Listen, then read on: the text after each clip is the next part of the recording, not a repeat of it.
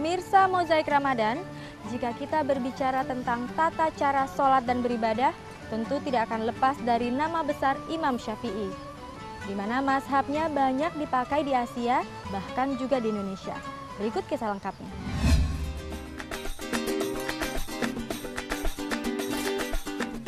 Mesir dikenal sebagai negeri dengan gudangnya ilmu Islam. Disinilah banyak ulama besar menuntut ilmu dan menelurkan karya-karyanya. Salah satunya ulama besar bidang fikih yang sangat populer di Indonesia, Imam Syafi'i. Dan inilah makam imam yang bernama asli Muhammad bin Idris Asy-Syafi'i ini di kota Kairo, Mesir. Jika kita berbicara tentang fikih di Indonesia, bagaimana caranya sholat dan tata cara beribadah, tidak lepas rasanya dengan nama Imam Syafi'i. Seorang imam yang mazhabnya banyak diikuti di Asia, bahkan di Indonesia. Dan disinilah tempat peristirahatan terakhir beliau. Wafatnya Imam Syafi'i pada tahun 204 Hijriah menjadi duka bagi umat muslim Mesir.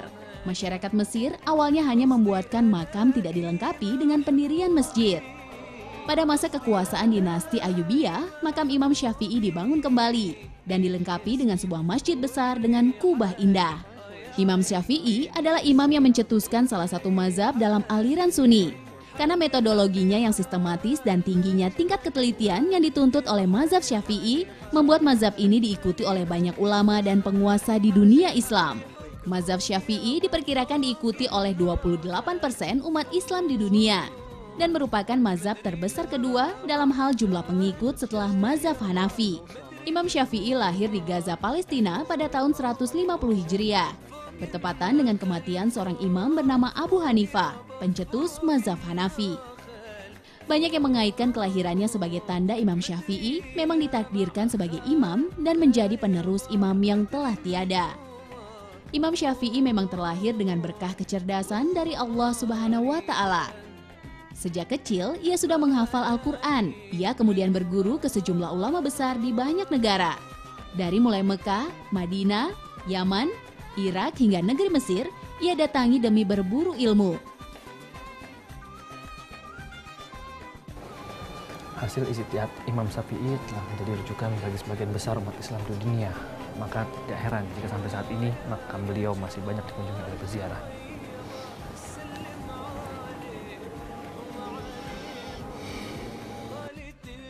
Dari berbagai ilmu yang telah diserapnya serta ijtihad yang dilakukannya, Imam Syafi'i akhirnya mencetuskan sebuah mazhab baru yang berlandaskan Al-Quran dan Sunnah. Makam Imam Syafi'i memang memberikan suasana yang khidmat. Selain doa dari peziarah yang datang silih berganti, makam Imam Syafi'i juga dijaga oleh ulama yang dapat diminta jasanya untuk memimpin doa. Jika tidak memimpin doa, ia akan mengalunkan bacaan Al-Quran setiap akan datangnya waktu sholat fardu. Lantunan ayat Al-Quran yang merdu membuat siapa saja yang berada di sana merasakan ketenangan berada di ruangan makam. Imam Syafi'i dengan mazhabnya dikenal dengan keputusannya yang bijaksana. Salah satunya adalah memperbolehkan umat mengikuti pendapat yang paling ringan jika terdapat perbedaan pendapat antar mazhab.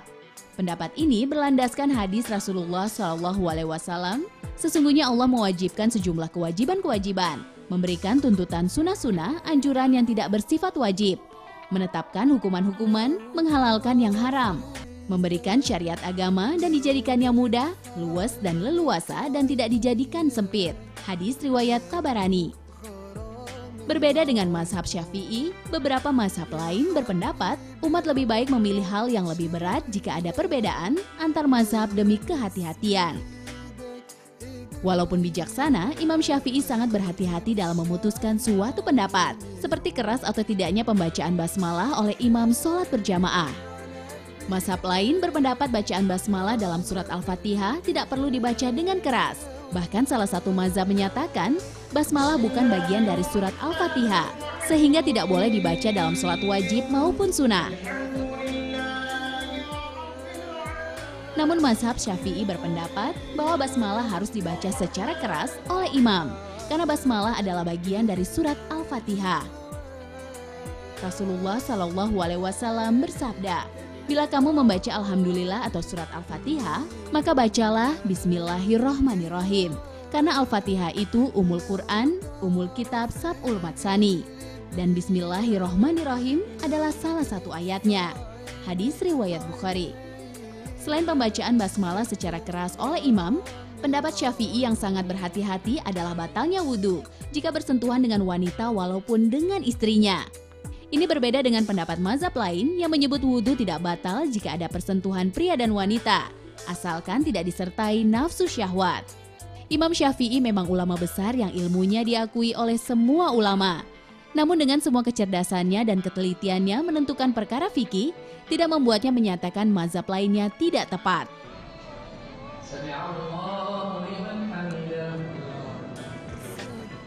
Imam Syafi'i mencontohkan ketika ia berada di negara yang menganut mazhab berbeda. Imam Syafi'i mengikuti mazhab yang ada. Imam Syafi'i yang setiap kali sholat subuh membaca doa kunut tidak membacanya, menunjukkan sikap menghargai sesama pendapat.